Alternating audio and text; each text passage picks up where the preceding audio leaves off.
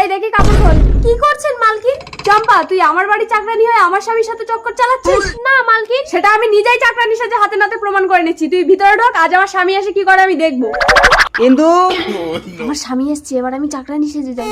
বাবু, উরি বাবা, আমার বউ তো চাকরানির গুলো নকল করে আমার পরীক্ষা নিচ্ছে। ঠিক আছে, কি ভাবছো মালিক? তোমার বউ এই ঘরে ঘুমোচ্ছে, চলো আমরা ওই ঘরে ঢুকে ধাপুর দুপুর খেলা করি। আরে ধাপু ধুপু, সামান্য চাকরানি হয়ে তুই মালিকের হাত ধরে টানিস? যা বেরিয়ে যা, কোনোদিন যেন আমার ঘরে তোকে না দেখি। ইন্দু,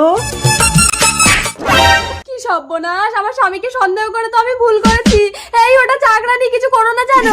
আমার কি হবে গো, পুলিশ! চম্পা, ধাপুর ধুপুর ধাপুর ধুপুর। বাবু, বাইরে তোমার বউ। আরে দরজা বন্ধ দেবো। এই পুলিশ! স্যার, আপনি হাত তুলছেন কেন? স্যার দেখুন না, চাকরানিটা আমার স্বামীকে নিয়ে ভিতরে ঢুকে কি সব। দেখি কই দেখি।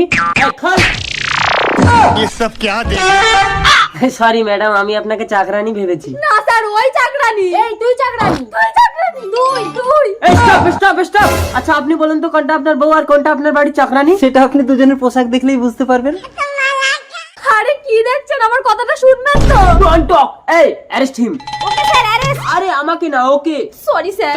আচ্ছা ঠিক আছে, আপনি বিশ্বাস না করেন ওর স্বামীকে ডেকে শুনুন। ওর স্বামীর কাছে শুনে কোনো লাভ হবে না। কেন? কারণ আমিই তো ওর স্বামী। তাহলে আপনি আপনার বউকে কিছু বলছেন না কেন? বলে আর কি হবে, ও বর পাল্টে নিয়েছে, আসুন আমি বউ পাল্টে নেবো।